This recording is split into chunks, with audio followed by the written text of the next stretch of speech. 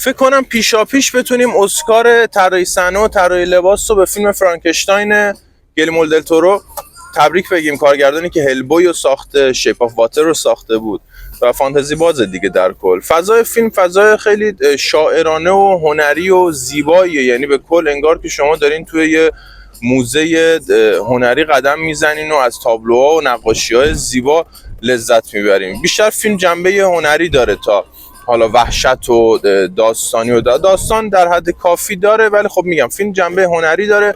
موزیک عالیه، ممکنه توی موزیک و نقش مکمل مرد نامزد اسکار هم بشه برای این نقش و فکر می‌کنم دوست داشتنی ترین ورژن فرانکشتاینی بود که میشد به تصویر کشید. دل تورو بالاخره به آرزوی بچگیاش رسید و موفق شد بودجه بگیره برای ساخت این فیلمی که از بچگی آرزوی ساختنشو داشته. به نظرم خالی از لطف نیست تماشای این فیلم. اگر که به جنبه زیبایی شناسی فیلم هم مخصوصا علاقه دارین، فیلم واقعا ارزشمنده، تماشا کنین حتما.